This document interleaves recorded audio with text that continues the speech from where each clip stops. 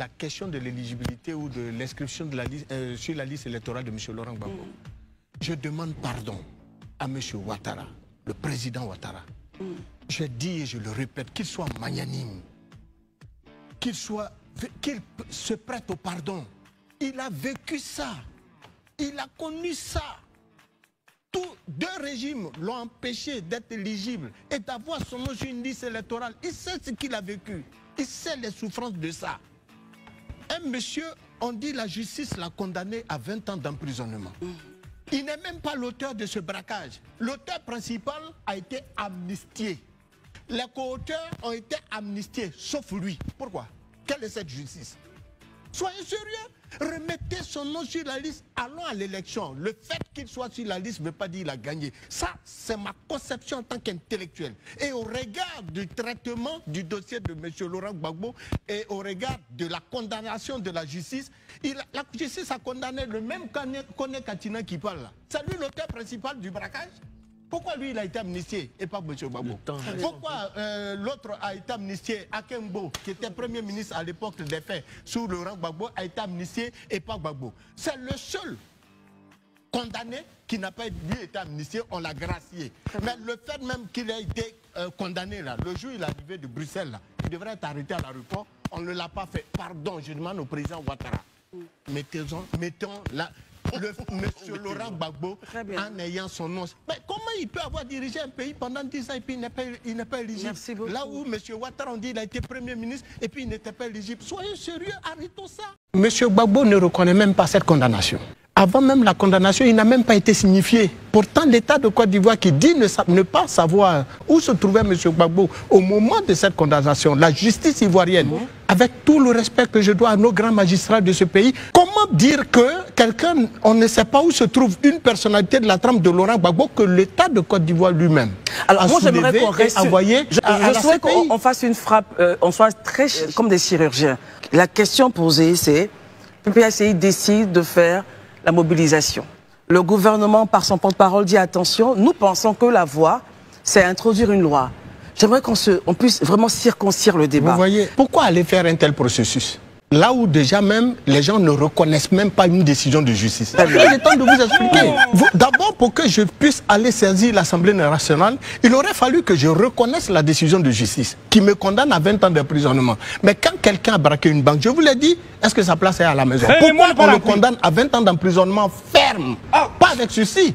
Ferme. Et puis il est assis à la maison. Pourquoi faut-il dire moi, comment je peux me permettre d'aller braquer un courrier, Marius Komoré, pour essayer donc de raviver le dialogue politique? Mais le courrier, c'est de droit.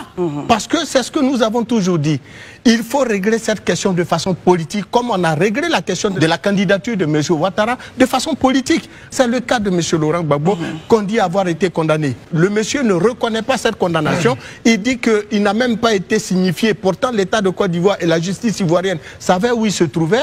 Ça n'a pas été le cas. Et donc aujourd'hui, revenu en Côte d'Ivoire, il est là, il est bien assis pour quelqu'un qui a été condamné à 20 ans d'emprisonnement ferme. Il est assis chez lui à la maison. Moi, il y a problème parce que, croyez-moi, moi, je ne peux pas me lever.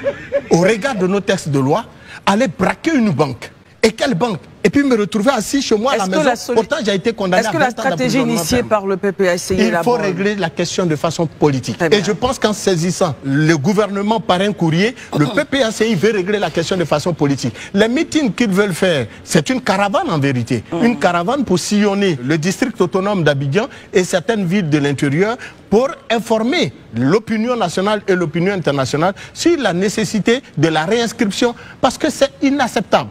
On l'a dit hier. Est-ce qu'on pouvait accepter que quelqu'un qui avait été le premier ministre d'Houphouët-Boigny ne soit pas candidat à une élection en Côte d'Ivoire? Aujourd'hui, comment on peut aussi accepter que quelqu'un qui a été président de la République de Côte d'Ivoire pendant 10 ans, il ne soit même pas votant dans son propre village? Donc pour vous, la solution, c'est de rouvrir ce dialogue-là. Il faut arrêter de faire souffrir les Ivoiriens. Il faut remettre le monsieur sur la liste électorale. Et puis il reviendra aux Ivoiriens de choisir qui présidera aux destinées de leur pays. Gracieusement à la disposition exclusive des forces françaises une parcelle pour l'implantation de l'escale aérienne pour une durée de 50 ans. On n'a qu'à défendre. Vous n'avez pas compris.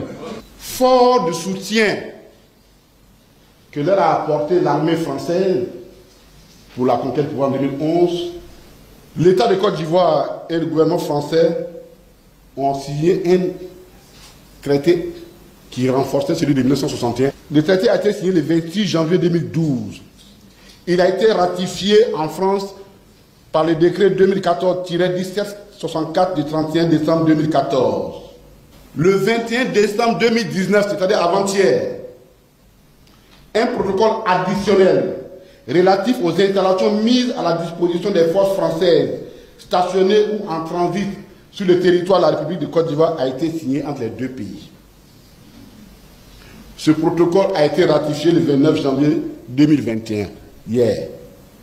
Et que dit ce protocole? Article 3, relatif à l'escale aérienne mise à la disposition des forces françaises de l'escale aérienne à l'aéroport Félix Houphouët-Boigny. Et son alinéa indique ceci, et je le cite intégralement, afin de permettre de mettre en œuvre l'organisation d'escale aérienne prévue au point C du point 1 de l'article 4 du traité, la partie ivoirienne met gracieusement à la disposition exclusive des forces françaises une parcelle pour l'implantation de l'escale aérienne pour une durée de 50 ans.